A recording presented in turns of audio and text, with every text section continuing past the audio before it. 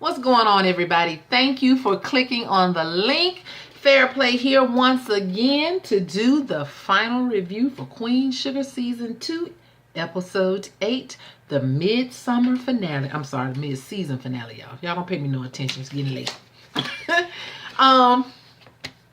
Anyway, I am here because, the last video I did, I wanted to mention a few things, but I got to rambling, so I actually forgot about them, so I had to make a few notes. I forgot to mention on my review of Episode 7, during the episode, Remy actually went to see Charlie in her office one day. This was after he had called her to try to get her to rush Mr. Duval through at the mill to get him on schedule for his sugarcane grinding at the mill, but she told him she's not going to do it without having paperwork done. And I think Remy took offense to that because he told her he was vouching for that man, so he felt like she should have been able to trust him. So not long after that, he went to her office to actually talk to her face to face, and he started telling her about how Ernest, her daddy, used to talk about her and say such nice things about her, and how one of the things he said about her was that she was very thoughtful, and which he thought was so sweet and everything. But then he got to thinking that maybe when Ernest called Charlie thoughtful, what he meant was she was very calculating. And she was like, "What are you saying?" And he was saying, I don't know what to think of a woman who would use her divorce as part of her business plan." And he was basically letting Charlie know that he didn't really trust her. He said, "Are you being calculating with me? What is your motive with me? Are you using me? Do you have ulterior motives where I'm concerned?" And that is what he was telling her, because we all know that there was some romantic interest between the two of them. And he's letting her know that he doesn't trust her. He don't know what she might do. And so she was saying that, "So you're going to use what my father said against me?" And he was like, "No, I'm just letting you know that I cannot believe a woman that as successful as you are will use your divorce as part of your business plan," like I said. And so she puts him out of her office. So at this point, I was like, oh gosh, now she got a problem with Remy. So that was one of the things I wanted to mention there. Remy had a problem, but it was right after she offended him where Mr. Duval, the farmer, Mr. Duval, was concerned. I also wanted to say, how Nova and Charlie, I wanted to mention how they were so upset because Ernest had left the land to Ralph Angel, but Ernest knew what he was doing, because he knew that Ralph Angel would be the one that cared about the land the most. If y'all remember back in season 1, Charlie was the one that suggested selling the land and just getting it over with from the beginning, and Nova was in agreement with her. Ralph Angel was the only one that says, "No, why are we going to sell Daddy's land? He wanted us to keep it in the family." He was like, "I'll work it if I have to." So from the beginning, he has always been an advocate of keeping the land in the family. So Ernest knew what he was doing by that, or whoever wrote that will, and I'm going to get to that in a minute. Where I talk about the will, I believe personally that Darla wrote that will. And the reason I say that, one of my Facebook friends brought that to my attention a couple of weeks ago on Facebook, of course, when I was talking about, I made a post about Queen Sugar, and he came on and he enlightened me about some things, or he brought something back to my remembrance. And he referred me back to season 1, the last episode. If y'all remember, and if you don't remember, please go back and look at the last episode from last season. Well, Ralph Angel was having a talk with Darla, and he told her that his sisters just don't respect him. They don't take anything he says seriously. And so Darla was really looking at him real, she was the one that was really thoughtful and paying attention to what he's saying. And so in another scene in the episode, they were there doing something. He was cleaning up or looking through stuff, and she was in the closet, in the hall closet.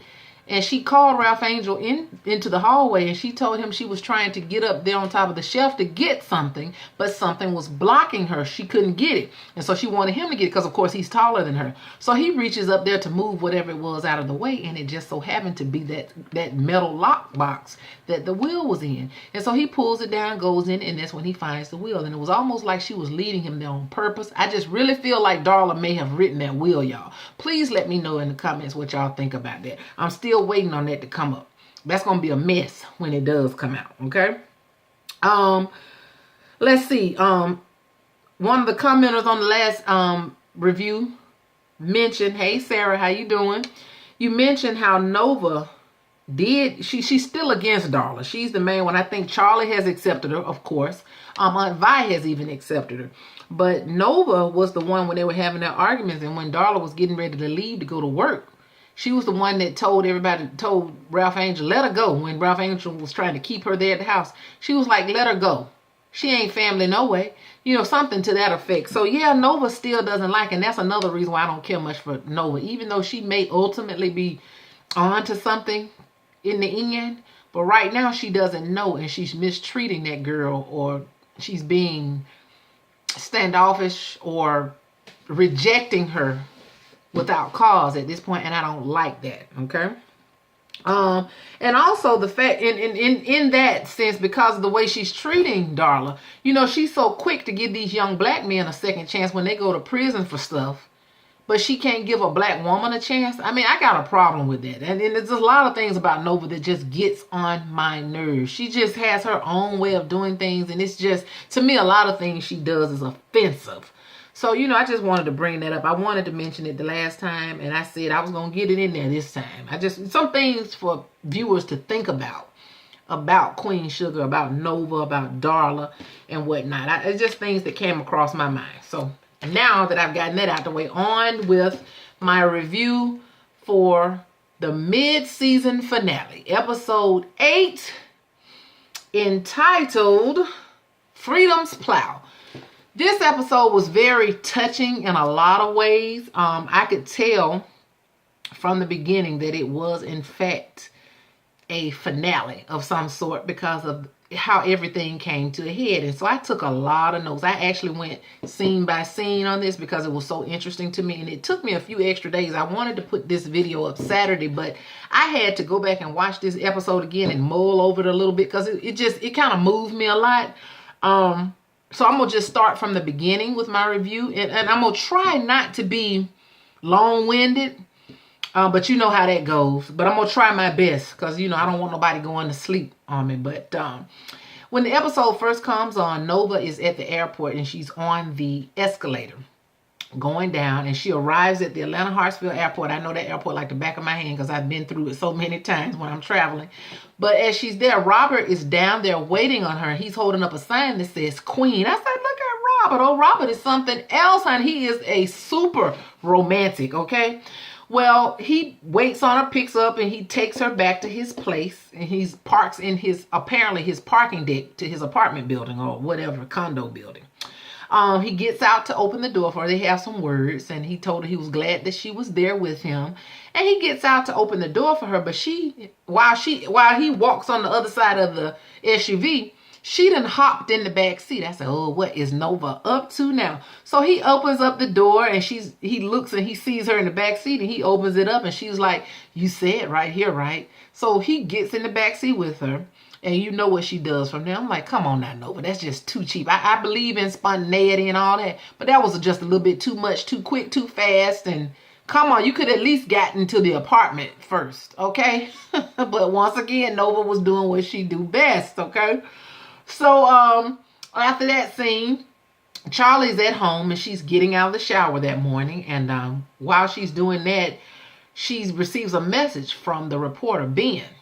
And he's finished with her article, her interview article and whatever. And he sends her a text to tell her to check out her cover story on the front page of the Gallant magazine. And it's a really nice cover. She opens up what looks like her Apple tablet, whatever. And she sees her cover, which is nice.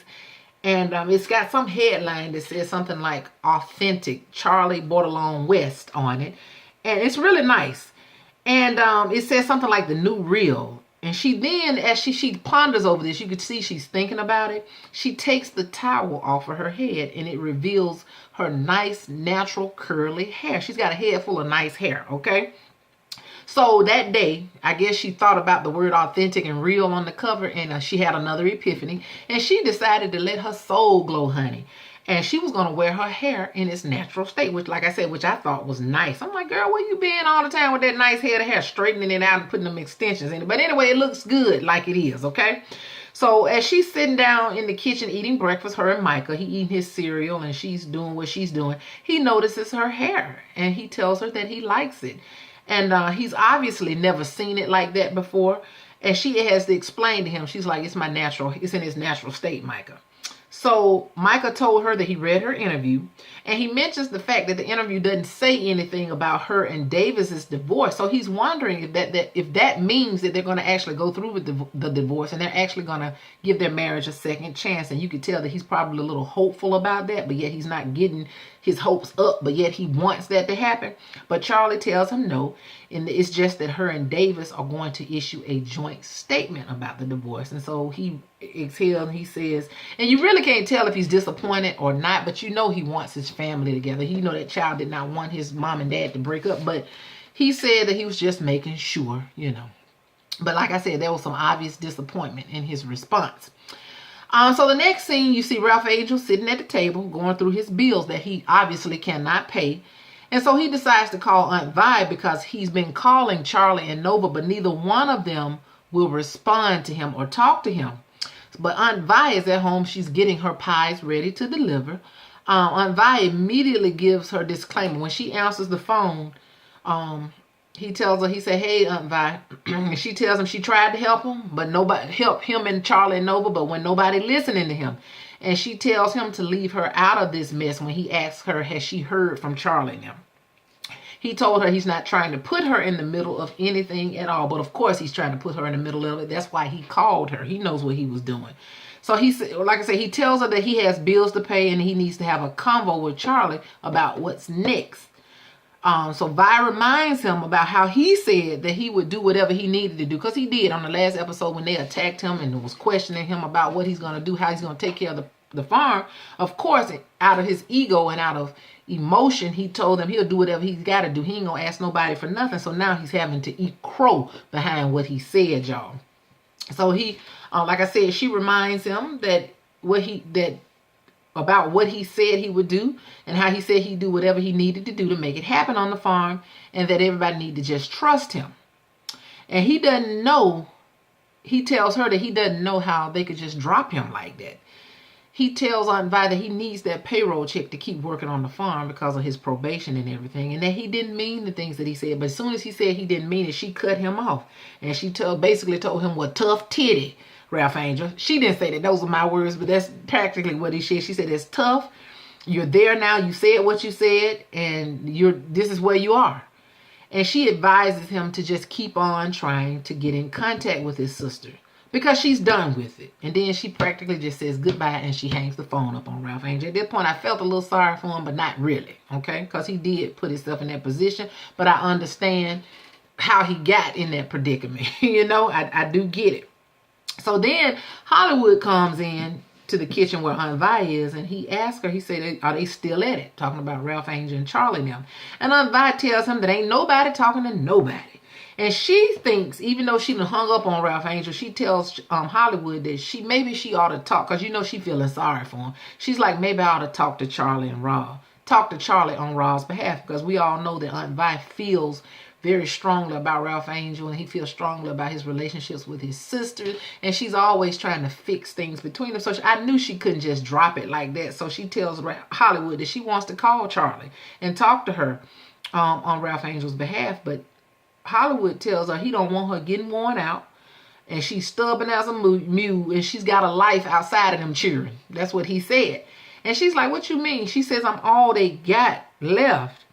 And she was like, "What you mean worn out?" And he told her, "You just stubborn, and I don't want you to be worn out and tired." And she kept saying she ain't worn out, and she actually walks out of the room. So Hollywood is doing what he does best. He's trying to take care of Aunt Vi. He's very careful about her. He just wants her to be healthy, and he wants her to be okay. So we understand that. He tell her, let them kids take care of their business. How they gonna ever grow up and sort things out if she keeps interrupting and trying to fix things for him, which makes perfect sense to me.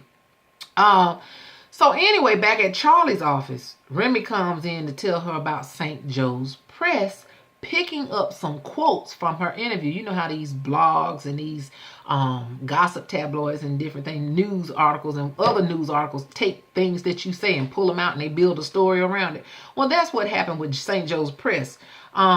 He tells her that it's a very good article, But that some of the black farmers from the collective got wind of it, the ones that she's doing business with. They got wind of her article, and they want to talk to her about it. And she's like, what's the problem? Is something wrong? And so Remy tells her that they're concerned about her motives for being at St. Joe's based on what she said in her interview about trying to find herself and whatnot, and about whether or not she's going to be in this mill thing for the long haul, or if she's going to abandon them and their farms after they've trusted her by leaving the Landry's business for her business. So she says she don't understand why the farmers are mad. They were very honest answers about her adjustment. You know, I love Remy. I don't care what y'all say. Some people have said some negative things about Remy on some of these social media sites in the comments, but I like him because even though they don't always like the things that he tells her, Remy always tells her the truth. I like it because he gives her honesty. And he forces her to face things that she don't want to deal with, or he shows her things that she can't see on her own. So until he does something really wrong to Remy, does something wrong to Charlie, I like Remy, okay? So then they show Ralph Angel and Blue. They sitting in the kitchen having lunch one day, eating their peanut butter and jelly sandwich and drinking their orange juice. But Blue's not eating his sandwich, actually. And so Ralph Angel looks over at him and he said, you know we don't waste food around here, boy. So what's wrong with you? And so Blue tells him that he's been just wondering. He's like, why hadn't Mommy been coming over here for dinner and spending time with him lately? And he wants to know, has he done anything wrong? You know, and so Ross says she has been over here. She's come over here and had dinner with you the other night. And little Blue was like, yeah, it was me and Mommy, but I'm used to you, me, and Mommy, not just me and Mommy. So he's trying to figure out what's going on. That child knows that something is wrong. But Ralph Angel tells him, no, Blue, you ain't did nothing wrong. Don't you ever think that. So Blue tells him, he says, I miss Mommy. You know, and I thought, oh, that poor little baby, you know. So that scene ends, and then they show Davis. Davis has finally called and met up with that singer, Tamar, the one he met at the Habitat for Humanity project. They're discussing some type of collaboration between the two of them at first. But then the conversation takes an intimate turn after Davis orders some wine. And it ain't even nighttime yet. It's in the middle of the day, and he even orders some glasses of wine for the two of them. So Tamar tells or brings up the fact that Davis is a gentleman and that he does everything right on the court. She says he has sponsors throwing money at him and fans swooning over him all of the time. And she wants to know what's going to happen when all of that comes crashing down. What is he left with then? And she said, you're left with yourself. And so she says she's interested in knowing him deeper because him being a gentleman doesn't seem like an act to her. I was like, Tamar, girl, you better watch out because Davis is still married. And he got some issues, girl. He got some issues when it come down to women. So you might not want to go there, okay? Like I said, a man is married and you don't need to go there. So anyway, because, I went into girlfriend mode at that point. He tells her he knows that some people would beg to differ with her. But Tamar says that that's okay because everyone makes mistakes, including her. So to me, she started to sound a little desperate. Everybody make mistakes, including me. Girl, don't settle. Don't settle, okay? Don't make excuses for nobody.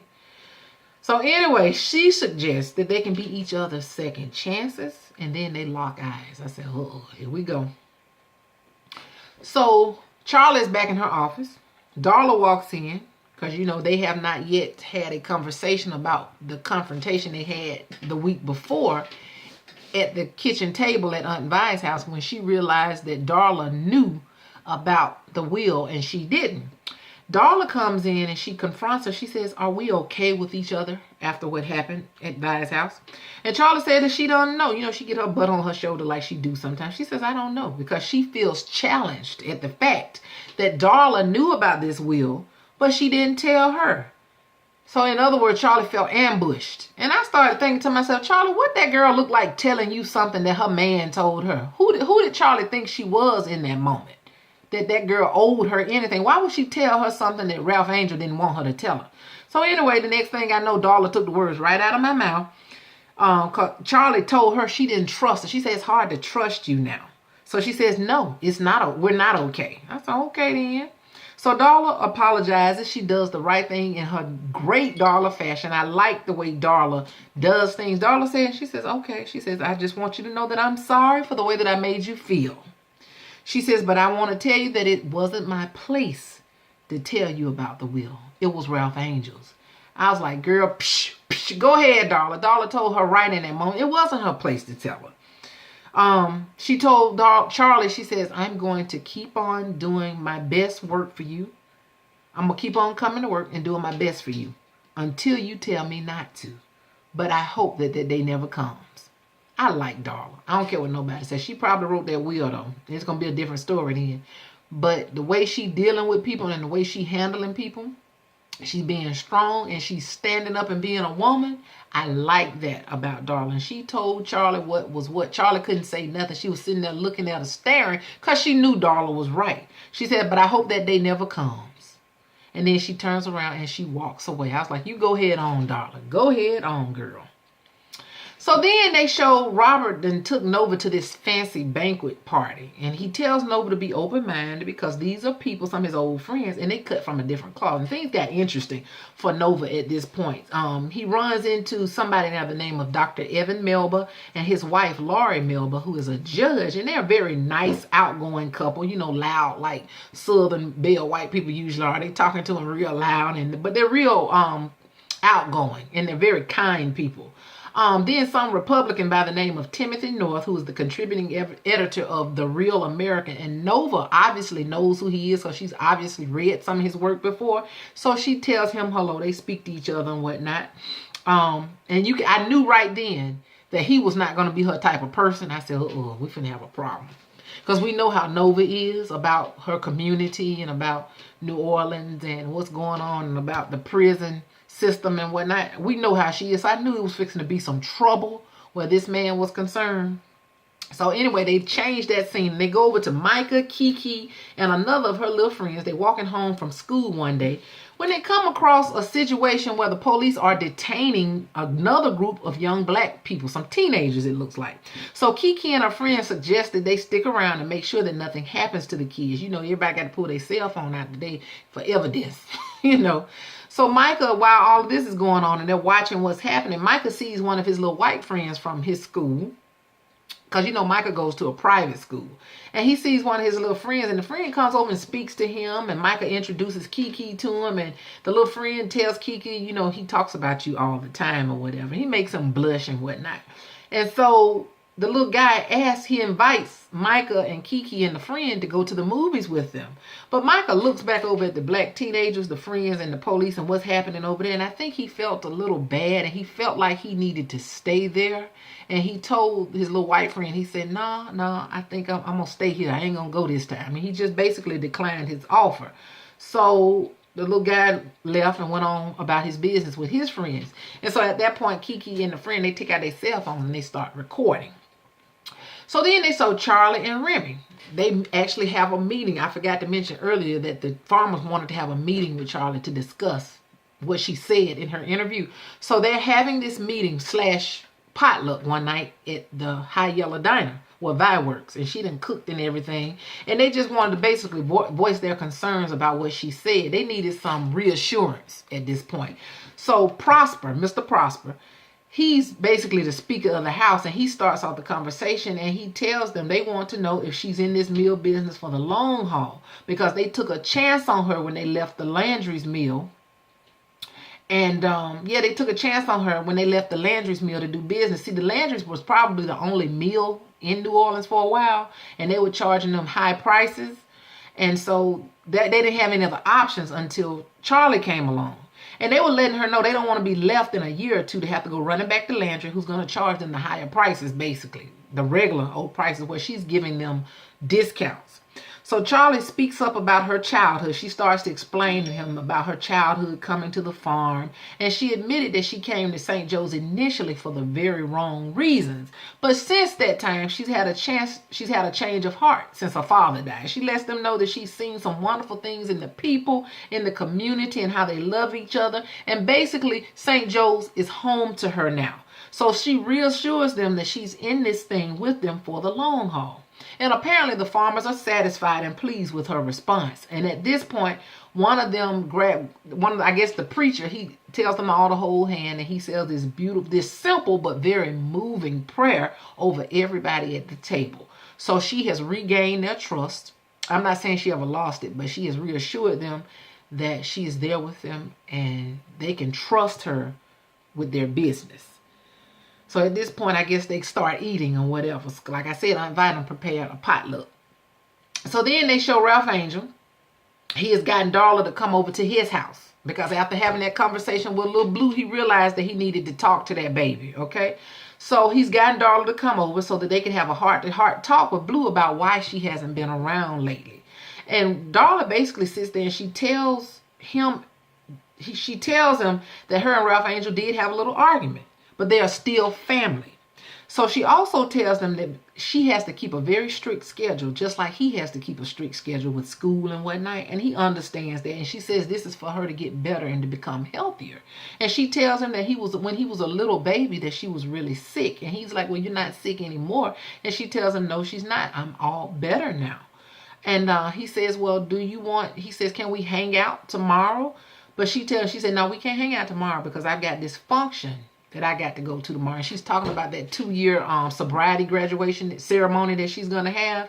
And Ralph Angel is like, oh yeah, that's your ceremony, your 2-year graduation ceremony. He had forgotten about it in his anger, being so stupid like he was. That's the reason why Darla hadn't been around, because he's stupid.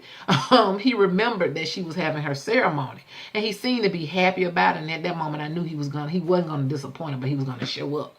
So anyway, his mood begins to change, and little Blue says, can I come? And she says, no, it's just for adults. And he says, okay. So he understands it. So she has a little talk, and she clears everything up with little Blue. So then they show Nova and Robert. Now Nova and Robert are they've transitioned from the banquet hall into the dinner party area where you sit down and eat, the dining room. And this guy, the initial friend, is there speaking about his support of immigration. And he's telling them that we want to welcome our ratchet refuse. These are people that nobody wants in America. He says we want those people to come because that's who we are. We welcome them, And he's basically giving this good speech and everything. And Nova is okay with it. She's not mad with it. She's like, oh, okay, I can live with that. And Robert's sitting there clapping real hard and country like, and Nova looked at him real strange because he's clapping so hard. And so that was funny to me when she looked at him like, why are you clapping so hard? So then the Tim North man, that Republican, speaks up. And he's basically speaking in his opposition, and he's talking about his belief that some people are unfit and undeserving of the American dream. You got those that want to work the land, and then you got those that want to rape the land, as Donald Trump says, because apparently he's a Trump supporter. And of course, Nova isn't liking this at all. But he's talking about immigrants and citizens alike who don't or can't fulfill their end of the deal. He says it's about selection for him. So Nova wants to know who decides who's unfit or undeserving. They obviously got 2 different perspectives and opinions of how you treat people, okay? And she just getting madder and madder with him, and they just having this back and forth. I won't go into detail, but you get what I'm saying. His idea is that there are some people here who deserve it. He made some good points, but she made some good points as well. But see, you can tell that in his world, he's not accustomed to dealing with people that are at the lower end of the totem pole, people that are on the low socioeconomic rung in society, and he can't really relate to him. So they're talking, and she's going back and forth with him, and she's asking him who decides who's undeserving of the American dream. And he tells her doctors, lawyers, educators, leaders, and whatnot. And he believes that illegal immigrants should be eliminated so that the resources in America can be freed up to do the things that Nova wants to do and support in her community, talking about like the 9th Ward and whatnot. And he starts bringing up the Zika virus, talking about people in the 9th Ward because of the dilapidated buildings and whatnot. The Zika virus must be real prevalent in New Orleans. And of course, Nova gets extremely offended at this point. Robert's not saying anything in defense. He's just sitting over there with his mouth closed. And so she tells him, that's a racist theory that you're saying. That's not true at all about the 9th Ward. And so Nova once again sees his position as a racist and an attack on the disenfranchised in America. And she's saying you just sitting up, dividing up the country. Basically y'all sitting on your high horse looking down at other people and making decisions about who you want to achieve success in America. And she doesn't like it at all. I mean, they just don't see eye to eye. And then this Tim man even alludes, he says, I'm not the only one that has come up with these theories. And he even alludes to the fact that Robert, who is an epidemiologist, which is a person that studies like widespread diseases and whatnot, he lets her know that he is in agreement with him, because apparently Robert has said some things to him before that makes him know that he agrees with him. And so Nova realizes this, and she's floored when she realizes that Robert is on this man's team where this perspective is concerned. And so, but Robert has spoken up. For the first time, he did speak up. When this man referred to him and tried to throw him under the bus, he said, I saw the light a long time ago. And at this point, Nova didn't want to hear nothing else. She excuses herself from the table because she's obviously disgusted with everybody at that table, including Robert Dubois, okay? So then they go back, they show Micah, Kiki, and her little friend. They walking down the street in New Orleans, and Micah and Kiki are holding hands, of course, and they pass by that same restaurant that Davis is at. Now, he had already called Davis, and I think I missed this, but I left this out. Micah had called Davis while he was out, before the dinner party scene with Nova and Robert. He had called Davis to tell him, or to ask him if it was okay if he takes Kiki to Davis's loft/apartment so she could see it. And Davis told him, sure, that's your home too. You can take her over there if you want to. But he told him that he was out having a marketing meeting, which sounded like a lie at that point. But of course, Micah didn't know it. He told Mike, he said, I'm at a marketing meeting right now, but you can go ahead on and take her over there if you want to. Okay, and that's when they showed Nova and Robert at the dinner party. Okay, well, anyway, Mike and Kiki walking down the street holding hands one evening, that same evening, and they happen to pass by that restaurant where Davis is sitting in there basically on a date with Tamar, his marketing meeting, you know. And Kiki happens to look around, and she notices it and recognizes Davis, and she recognizes Tamar too, because she's a singer that apparently Kiki likes. And so she says, isn't that your dad? And isn't that Tamar? She says, like, I love her. And so Micah's like, what? And so he goes into the restaurant, because at this point, Davis and Tamar are holding hands. So it's obvious that it's a romantic situation that's going on. So he goes in, he's mad, and he confronts Davis, and he gets loud with him and says, you lied to me. You lied to mom. And he basically says, you want me to be a gentleman and treat women like queens, but here you are doing what you're doing. You're not doing it. I mean, he just went off on Davis, embarrassed him in front of this woman. And he looked over at the woman and said, he lied to me, he'll lie to you too. And he basically walked away. So at this point, Micah's upset. Davis is stunned because he can't believe that Micah came in there and spoke to him the way that he did. So Tamar is sitting there looking crazy. Davis looking crazy. Awkward. So then they go back to the diner where Aunt Vi is. This is after the potluck, or after the meeting.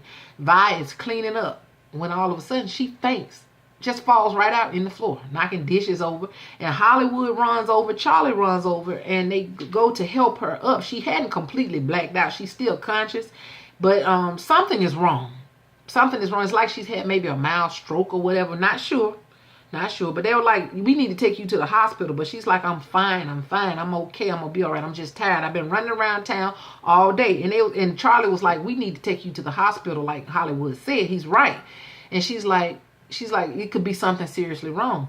And so Aunt Vi says, ain't nothing wrong with me but you, your hard-headed brother, and your runaway sister. Because Nova done ran off to Atlanta, ain't told nobody, okay? So that's what Aunt Vi tells her that's wrong with her. She said, y'all are what's wrong with me. She told Charlie, you need to work it out with your siblings. She said, you need to work it out as soon as possible. But at this point, even though they help her up, I'm still wondering if Aunt Vi is really okay. I hope Aunt Vi doesn't die. I hope we don't lose her, because I really like her character, and I feel like she's a very necessary part of Queen Sugar, y'all. So I just hope they don't. I hope they don't get rid of her. But anyway, so they help her up and they go on about their business. So then the next thing you see, Nova, when she left the dinner party, she ran off to the room, looked like a billiards room. There was a pool table and nobody else was in there. And she's in there by herself. And Robert obviously left out behind her, and he comes in and finds her. And the first thing he says, I want to thank you for putting Tim in his place. But then she looks at him, she says, Tim. And she basically was saying to him that she wasn't just putting Tim in his place. It seemed like she was putting him in his place too, because apparently he agrees with Tim. They're in the same place perspective wise. And so this is when Robert explains to her how much he loves his people, but how he's had to play the game when he first got into his career because he didn't know anybody and he needed to learn and find his way. And that's understandable. He didn't know anybody, but he needed to learn the ways of what he was doing. He needed to learn how things operated in order for him to, get his footing and get his place so that he could help somebody. He had to pick up everything he could from other people who did have experience, and that's only smart right there. So he explained that to her, that he had to play the game, and how he had to walk through doors that were open to him. And he doesn't apologize for that. And they had this back and forth exchange, how she says she can't play games with people's lives and everything. See, Nova forgets that everybody don't come from where she come from. They have two different backgrounds. Robert's path is not her path. He had a career where he had to work in corporate America. She doesn't, except where she writes for that agency. But he has a career where he has to work with people, and he had to do what he had to do in the meantime until he can get where he wants. He had to do what he had to do. Okay, and that's what he was explaining to her. But she says she can't play with people's lives. That's not her. But then Robert tells her that she needs to be herself. He doesn't want her to be anything else, and how his friend that was at the dinner party actually agrees with him. And he told him that he has some connections with CNN, or she had some connection with CNN, and that the friend has agreed to put in a word for Nova. But of course, Nova is bucking against that as well, and she resists that and says she didn't come there to be auditioned. Real egotistical. And that's not how she does things. But Robert tells her she does. Maybe that's how she should do things, because nobody is above growing and learning. And so she just stands there and looks with him, and the scene changes over to the sobriety ceremony for Darla. She's sitting there listening to her sponsor giving this beautiful speech when Ralph Angel shows up a little bit late, and he's there to support her. He sits behind her. And then the next thing you see is Charlie comes in. Charlie did not forget, but she showed up. I'm sure she put it on her calendar. But she showed up to support her. She's got a big bouquet of beautiful flowers for Darla. The first thing I said, now why didn't Ralph Angel bring flowers? But then I remember he probably couldn't afford no flowers. So I left that alone, y'all.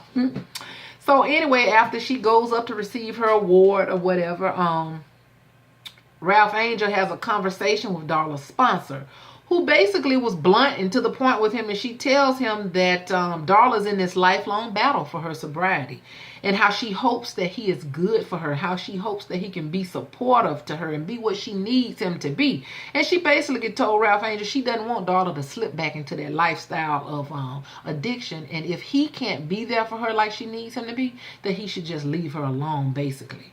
Okay? So he tells her that he is, and he assures her, I'm going to be there for her, And she walks on off and everything. So she turns around. Darla, they show Darla, after she's speaking to somebody else, she turns around and she runs into Charlie, who gives her her flowers. And she thanks Charlie for coming. And she tells Charlie that the job that she has with Charlie is actually helping her to stay in a very good place. And she's grateful for the job that Charlie is giving to her. And so then somebody else pulls Darla off and tells her they want her to take some pictures with her. So this leaves Charlie and Ralph Angel to confront each other, because they hadn't talked to each other since the incident back at the house last week. And so he tells her that her hair looks nice. And she also tells him that she's gotten his messages that he's left her on the phone. And he lets her know that he wants to know if he's still on the payroll. He says, I know what I said to you the other day. And he explains to her that he needs those payroll checks to be good with his parole. And she tells him that she wouldn't just drop him like that. She says, I wouldn't just drop you like that. And he's like, how do I know? Y'all haven't been talking to me. And she says, because you're my brother and I love you. And she says, I don't have any definitive answers about the farm yet, but I'm not going to lose my baby brother over it. So it was a very sweet moment between the two of them. And my heart just melted, because she let him know, I love you, Ralph Angel, and I'm not going to mistreat you. I'm not going to drop you like that. You ain't got to worry about that, And I was very glad. Now, one thing I did want him to say was, I'm sorry for saying what I said, and I didn't mean what I said. Even though she knew he didn't mean it, I knew he didn't mean it. But I kind of felt like he should have just told her, I didn't mean what I said when I said I don't need no help. I do need help, So that was a sweet moment, and I was glad that they had that moment, because at first she couldn't even look him in the eye, but she told him, you're my brother, and I love you, and I don't want to lose you behind this. So then they show Nova. Nova done came back home. Nova done went back to New Orleans, and she's at Aunt Vi's house. She's sitting on the bed with her, rubbing her feet and telling her about what happened in Atlanta and about what Robert said to her. And how Robert told her, don't hate the game, hate the player. And she says that she thought she found somebody in Robert, but she didn't. And she said, and Aunt Vi said, what you mean? She said, that's a good man. She said, I can't believe you left Atlanta all over a dinner party. And so Nova tells her, well, Aunt Vi, it's not that simple. Aunt Vi said, no. She said, you the one that's simple. That's what she told her, because y'all know Aunt Vi gonna give it to her straight, no chaser. She said, no, you the one that's simple. Okay, she said that Robert, he's a good, successful, and fine black man. She said if she was young and single, she'd break him in two like a chocolate biscotti. I said, okay then, Aunt Vi. All right then. And I know she would, because she's with Hollywood, so I know she ain't got no problem giving Robert Dubois the business if the opportunity presented itself, and she was a single woman. So anyway, I thought that was hilarious. So Aunt Vi tells Nova that she needs to stop being petty, basically. She told Nova that she was miserable when she left New Orleans, and then she was happy in Atlanta with this man until she found something wrong with him. And I can relate to that, because sometimes, the older we get and we get stuck in our ways and we get real picky until where we meet nice people and people that seem to be good, but it don't take long for us to find something wrong with them. We just look for any excuse to dump them. Well, that's what Nova did. She was looking for something wrong with the man so she can say, I told y'all he wasn't no good. I told you he was crazy. I guess so she can go back to messing with Calvin and some of the likes of him. But anyway, she told her, Aunt Vi says, you ran from your problems at home, but then you found a problem where you ran away too. So she told her, Nova, she said, when you find something good, baby, you need to hold on to it with love and not with desperation. She says, tomorrow ain't promised to none of us. And at this point, like I said, I'm getting concerned and worried. I'm like, Aunt Vi, you ain't sick, are you? I'm like, I hope she ain't got the big K cancer or something like that, the big C. I hope that there's nothing wrong with her. But it's kind of looking that way at that moment. So anyway, back at David's place, his loft. And this was the hardest scene in this episode for me to watch. It was real difficult. I had to actually pause the video during this particular scene and go back to it. They show Micah, he's in his room listening to some hip-hop music, real loud. Davis walks in, and he gets on to Micah, because when he came in the room, Micah was like, ugh. He didn't say hey. He was just real dry with him and talking to him real crazy. And so he got on to Michael about how he greeted him. He's like, that's the kind of greeting I get after I ain't seen you all day. You done ran off and you done been locked up in this room all day. That's how you gonna talk to me? He told him to turn that music off and sit up in that bed and talk to me. And Davis gets on him about disrespecting him and how he acted at the restaurant, and tells him that he wants his son back. He letting him know, I'm your daddy. You don't talk to me like that. And Michael gonna tell him, he gets mad and blames Davis for the breakup. Talking about, if you hadn't did what you did, y'all wouldn't have broke up. There would be no divorce. We'd still be a family, which is true, but that's still your daddy. You ain't got no right to talk to him the way you were talking to him, Michael. And so he lets him know. He said, I want my son back.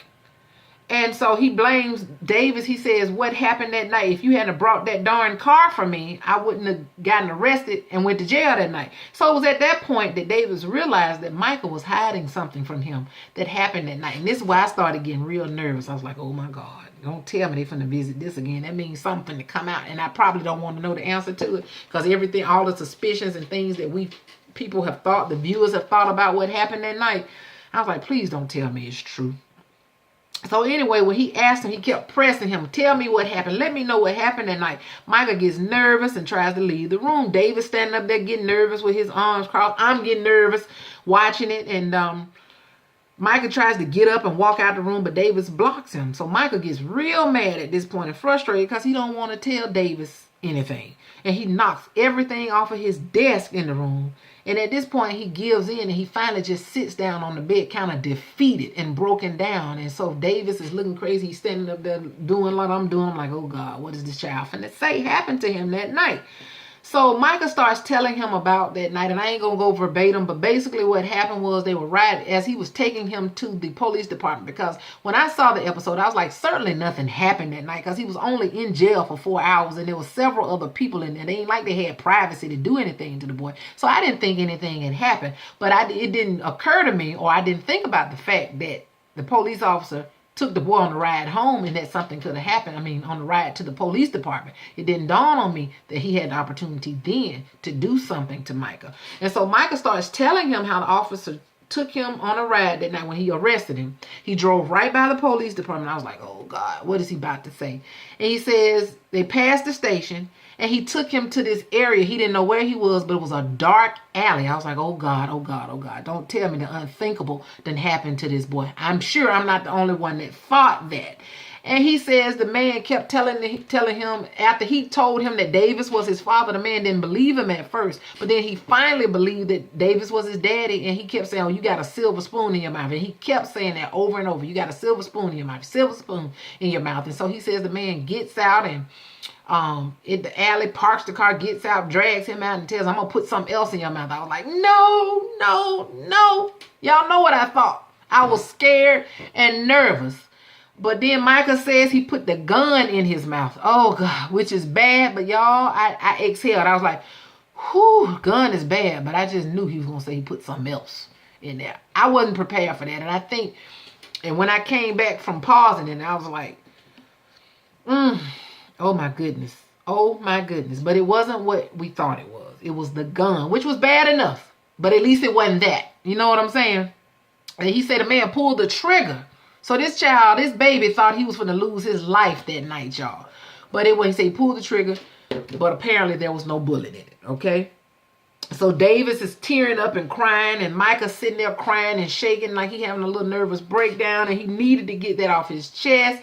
And so Davis sits down on the bed to hold and console Micah. I was devastated. I'm like, I hope Davis uses his connections and gets that police officer. They need to get him. They really need to get him. He needs to pay for what he did to that child. Okay? He need to pay for it. I was pissed off. I was mad. And at that point, I almost didn't want to go on. That's why I said I had to go back and collect myself and actually exhale before I could finish watching this episode, y'all. So anyway, they show Ralph Angel, Darla, and Blue. Now that we got past what happened to Micah. They're back. They got home that night from the ceremony. And so when Ralph Angel tried to turn the light on, the lights wouldn't come on. And so his lights had been cut off. And he told Darla, I forgot to request an extension on the light bill. And so she takes Blue back to the room to lay him down because he's asleep. So then they show Nova is back at home. She's wrapping that hair up. And then there's this knock on the door. And of course, it is Mr. Robert. Robert then came all the way from Atlanta to see his boo. And the reason why he showed up, apparently Nova, while he was at work one day, and Nova was mad, she just up and left his place while he was at work. And I can relate because I've done that to a guy before. While he was at work, I just left and came all the way back to Montgomery. And anyway, she up and left, and he told her he needed, he was like, I don't know what happened. And he was trying to figure out what was going on. So that man came all the way to New Orleans to see his boo. And he's got this bright idea. He's got all this paperwork and stuff with him. And he goes in the kitchen with her. And he's got this bright idea. And I'm not going to go into details about what he said. But he was letting her know he was going to help her get the attention and the funding that she needs for the Ninth Ward. Instead of her having these fundraisers and not really getting any money, he's going to help her get the grant money that she needs. And he's basically going to use what Tim North said against him. He said the man is a butthole, he's a jerk, but even a broken clock is right twice a day. And he's right. He said we're going to use what he said to get you the funding that you need, which I'm assuming he's going to procure some grant money for her. And he also told, he said, but I needed to see you too. But she told, well, before he told her that, she told him, you could have called me instead of coming way down here to New Orleans. He said, well, I needed to see you too. And at this point, he throws his paperwork down on the table. He picks Nova up and he sits her on the counter by the stove. I said, now. And he starts kissing all on her and romance. And I said, okay then, Robert, he's letting her know how he feels about her. So it was a very hot and heavy moment for Nova at that point. I said, go ahead, girl. So then they saw Charlie. Charlie is working late in her office. And she has apparently called Remy and left him a message to come by, because he comes over and he said, I got your message.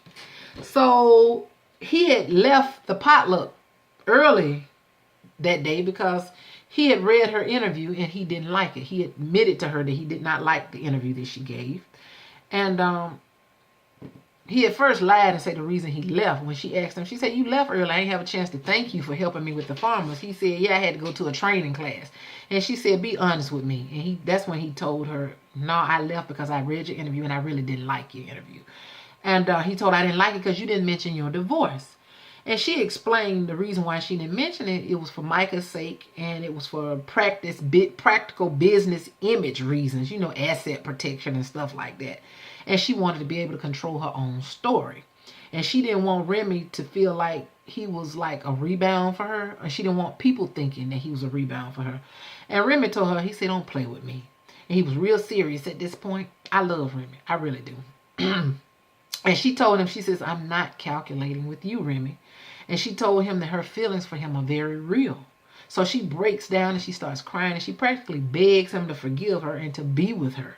She's begging him. She's desperate because she knows she done pushed the man away for so long, and she's sitting up there crying, and it really made me uncomfortable to see him begging, to see her begging like this. I felt like all she needed to do was really just be honest with Remy, and he would eventually come around and do what a man does. But she did. She begged him, and he kisses her on the lips, and then he kisses her forehead real gentle and everything. And it's obvious that this is the beginning of something beautiful between Remy and Charlie. I just hope everybody go ahead and get their divorce finalized so they can move on with their life, y'all. Okay? So then the next thing you see is Ralph Angel. He done laid out rose petals. And while Darla was laying Blue down, and he done lit some candles. Since it's dark, I guess he figured he might as well make the best of it, right? So he done laid out some rose petals and lit some candles for her. And she comes in and she's like, wow. And she's like, thank you for all of this. And he tells her that he wants her to be there for him. He wants to be there for her. And she asks him, she says, you want me to stay the night? And he says, yes. He wants her to stay that night, the next night, the next night, the night after that, the night after that, and so on and so on. And he wants her in that house by his side, next to him. Oh my God. For the rest of his life is what he says to her. And he gets down on one knee. And this thing actually got a ring. I'm like, how he afford a ring and can pay his light bill? But anyway, he pulls out this ring and he proposes to her. And she says, yes. Beautiful moment. Beautiful. So glad he proposed to his baby mama, y'all. And I just want to know where he get the money for that ring from. Y'all tell me where he got that. Maybe that's why he couldn't pay his light bill, because he put it on that ring. But I guess it's worth it. Okay. So that was a very beautiful moment, and the episode basically went off at that point. I was like, what a beautiful finale episode. The show is supposed to start back up in October, and I can't wait to see what happens, because we all know that every time some good stuff happens, something tragic comes up, y'all. So I don't know what we in for when the season resumes in October, but I cannot wait. I am excited to see. It was great. It was a good episode. Really good episode. I know I left out some things, but I tried to cover everything that actually happened since it was the season finale. And I know this video is going on almost an hour. But y'all, I loved it. I loved it. Queen Sugar is so good. And what we got to hold us over until it comes back is going to be, if I'm not mistaken, Greenleaf. Like I said, comes back this month. So y'all put your comments down in the comment section and let me know what you thought of this episode, because I know, like I said, there's a lot of things, because it's so deep and there's some things that I missed, and I would love for y'all to bring it to my attention so we can talk about it, y'all. So anyway, thank you for watching, if you watched, and I'll talk to you next time. Bye-bye.